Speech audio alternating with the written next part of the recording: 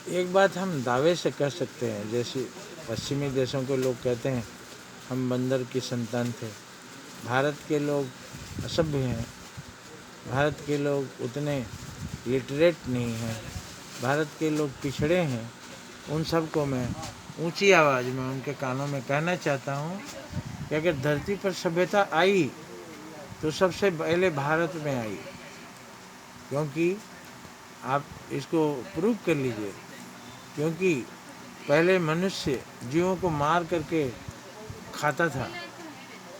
कोई कभी कच्चा खाता था, कभी उसको आग का आविष्कार होने के बाद पका के खाने लगा। लेकिन ये सर्वमान्य है कि मनुष्य जीवों को मारकर, जानवरों को मारकर खाता था। हमारे भारत के साहित्य में ऐसा नहीं है। हम मनु की संतानें हैं और फल फूल अनाज खाते थे लोग, जीवों पर दया करते थे, कभी मारते नहीं थे। लेकिन इसको आप मानेंगे नहीं, पर एक चीज़ आपको मैं प्रूव करना चाहता हूँ कि भारत की धरती पर सबसे पहले सभ्यता आई, वो वही ज़मीन है देवभूमि, जहाँ ऋषि मुनियों का स्थान था। सभ्यता यहीं पर सबसे पहले आई। आपको भी मानना पड़ेगा, क्योंकि आदि मानव जानवरों को मारकर खाता था।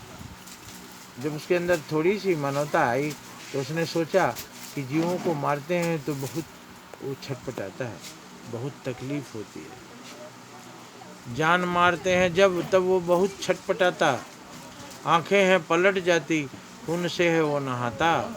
कितना विभत्स दृश्य है, क्यों निष्ठुर बन जाते, जानवरों को क्यों मार करके खाते।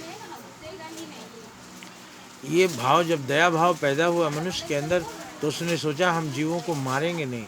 क्या हम मांस के अलावा और कोई साधन नहीं है मेरी धरती पर? तो उन्होंने खोजा और देखा कि एक से एक नियामतें हैं खाने को धरती पर, और कहा फिर क्यों मांस जान मार करके खाते, फल मेवे नहीं खाते। तो भारत की धरती पर ही ऐसे लोग मिलते हैं जो मांस नहीं खाते। दुनिया की किसी भी धरती पर ऐसे लोग नहीं मिलते जो, हर देश में मांसाहार, बल्कि तरह तरह के ऐसे जीवों का भी मांस खाते हैं जिसका मांस बहुत ही घृणित होता है, और इसका उदाहरण चाइना है। लेकिन हमारे भारत में ऐसे लोग मिलते हैं शाकाहारी, जो जीवों का मांस नहीं खाते हैं, शाकाहारी जीवन जीते हैं। यहाँ पर जैन मुनि हुए हैं जो मुंह पर एक, आज हम मास्क पहनते हैं वो पहले से पहनते हैं कि हमारे मुंह में बहुत से बैक्टीरिया हैं जो हवा में रहते हैं, हमारे मुंह में जाकर मर जाते हैं, उनको भी जीने का हक है। इसलिए अपने मुंह पर वो जैन मुनि कपड़ा बांधते थे। तो आज आपको मानना पड़ेगा कि भारत की धरती पर ही सबसे पहले सभ्यता आई, क्योंकि शाकाहारी लोग यहीं मिलते हैं, मांस से परहेज करने वाले यहीं मिलते हैं, जीवों पर दया करो ये कहने वाले यहीं मिलते हैं। इसलिए आपको अब मान लेना चाहिए कि धरती पर अगर सभ्यता सबसे पहले आई तो वो भारत की धरती है, ऋषि मुनियों की धरती है। इसीलिए यहाँ के ऋषि मुनि धरती पर घूम घूम पर कहीं पर भी कोई फल मेवा मिला तो उसका बीज यहाँ लाकर उन्होंने पैदा किया। और यही कारण है कि भारत की ज़मीन पर जितनी खाने पीने की चीज़ें मिलती हैं, फल मूल मिलते हैं, मेवे मिलते हैं, उतना दुनिया की किसी भी धरती पर नहीं मिलते। तो आप आज मान लें कि भारत ऋषि मुनियों का देश था। ऐसा ज़मीन था जहाँ पर भगवान भी जन्म लिए, जहाँ पर देवता जन्म लेने को तरसते थे। इसलिए अब ये कहना बंद करो कि भारत के लोग असभ्य हैं, बंदरों की संतान है।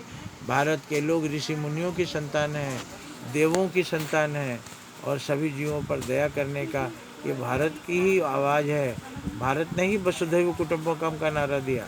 सारे विश्व के लोग हमारे परिवार हैं, और किसी के तकलीफ़ में भी हमें उनकी मदद करनी चाहिए, सब पर दया करनी चाहिए। और इस हिसाब से आप ये भी मान लीजिए कि भारत ने सारी दुनिया पर राज किया है। आप इसको नहीं मानेंगे, लेकिन मैं आपको सबूत के साथ पेश करना चाहता हूँ। भारत ने सारी दुनिया पर राज किया है, जगत गुरु कहलाया है, लेकिन ज़मीन किसी का नहीं छीना, सोना किसी का नहीं छीना, धन किसी का नहीं छीना, बहू बेटियां किसी के उठाकर नहीं लाई। भारत ने दुनिया के दिलों पर राज किया है, और वो भी प्यार बरसाकर, देकर, किसी का छीना नहीं। भारत ने हमेशा दिया।